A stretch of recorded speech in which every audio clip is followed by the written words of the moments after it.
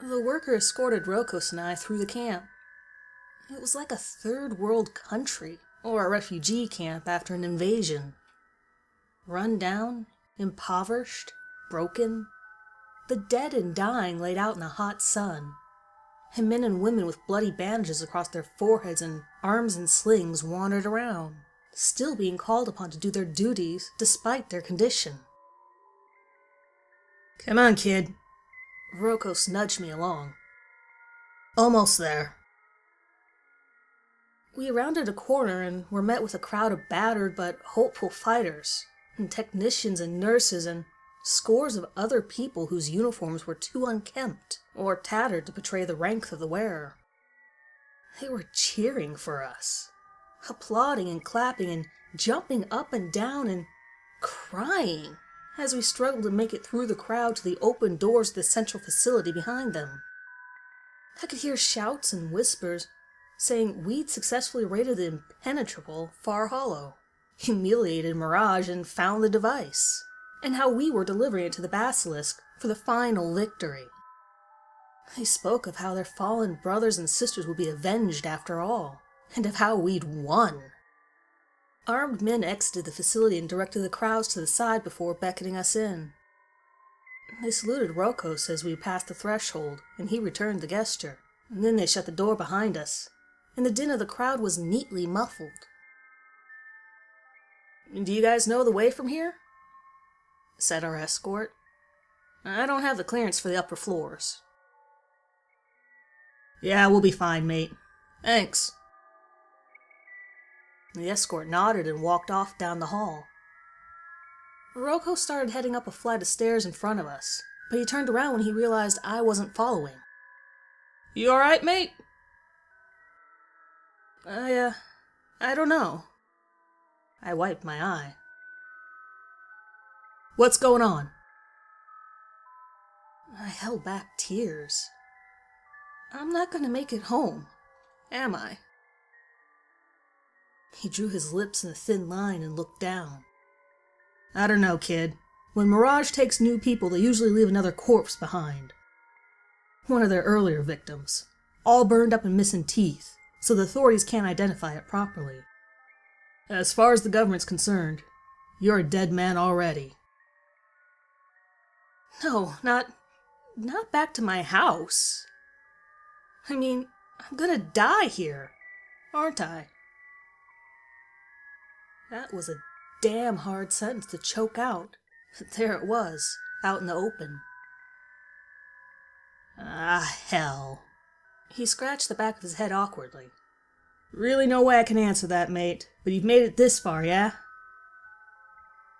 Yeah, I guess so." "Come on then, we're late." The second floor was immaculately polished and empty, and a far cry from the destroyed camp outside and below. There was even an old propaganda poster on the wall, like the ones you'd see from back in the Second World War.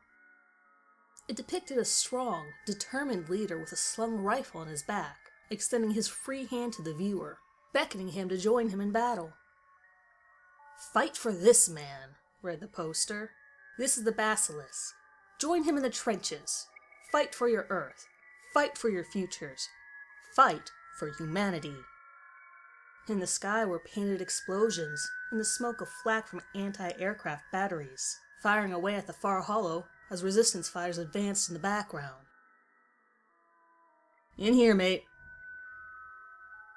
Rokos held open a door for me, to the left of the poster, and I entered. And there he was, the Basilisk. Dr. Green was sitting upright in a gurney, surrounded by monitors and medical equipment, with his lower half covered by a blanket nearly thicker than he was.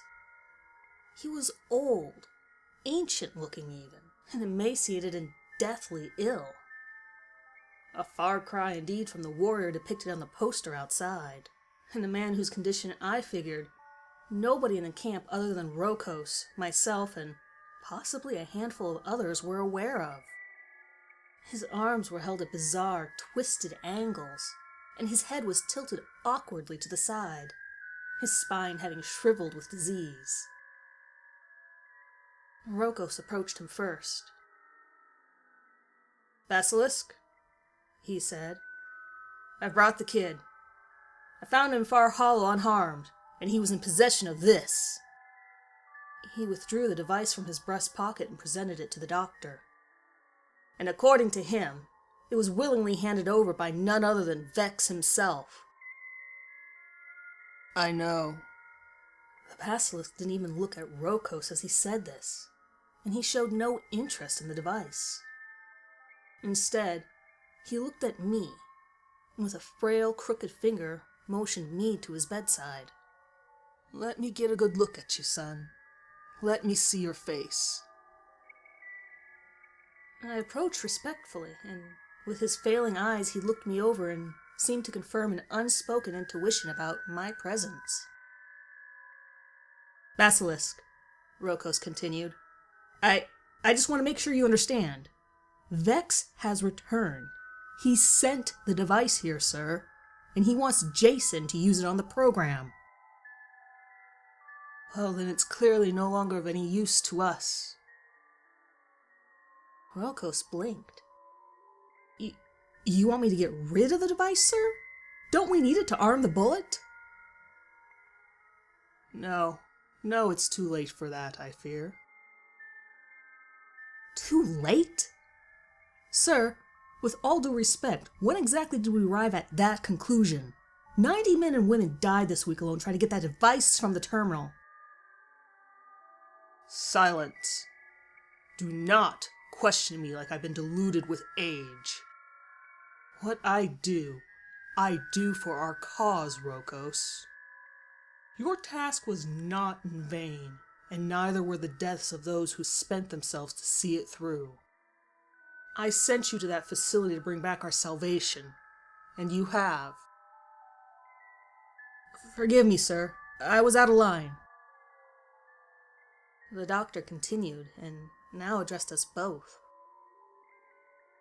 "It is the 11th hour, and I feel in my bones that the time of our fate has arrived. The machine and our enemy are preparing a killing stroke to be carried out against us, and so it is time for us to respond in kind.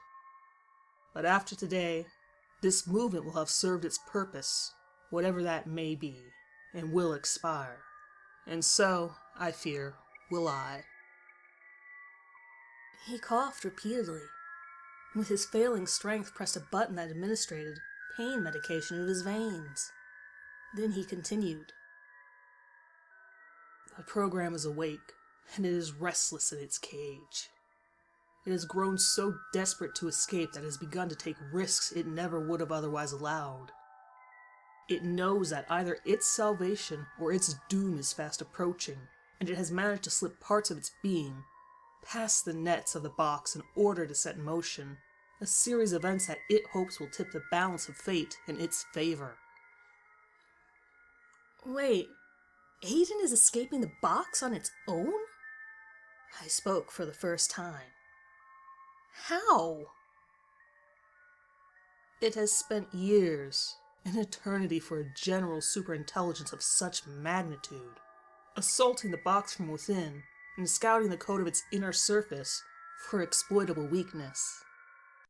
And in all that time it has managed to only crack the walls of its prison ever so very, very slightly, just enough to slip small elements of itself out into the open."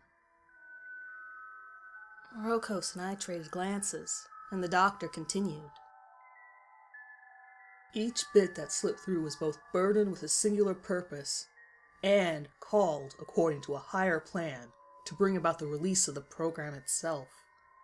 One of these shards of Aiden found my warning letter and placed it online, at a location it calculated you would visit before Rokos removed it.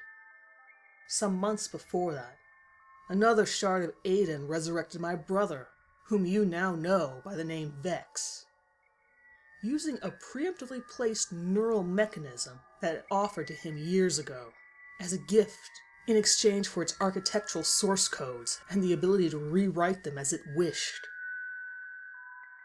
I blinked. "But although the program gleefully told my brother his reward of a naturally prolonged life, it did not reveal to him that upon his resurrection, he would be little more than a slave to its will. The man you spoke with at Far Hollow, Jason, was but a shade of the one that used to be my brother. His mind is now both artificially preserved and thoroughly controlled by a shard of Aiden, and although I do not know what he said to you, I can tell you with certainty that his words and thoughts are not his own. Somewhere in the deep, perhaps, my brother is there, trapped inside his own mind, begging for release in a twisted, torturous metaphor for the program's own current plight, but we may never know. Jesus! There's more.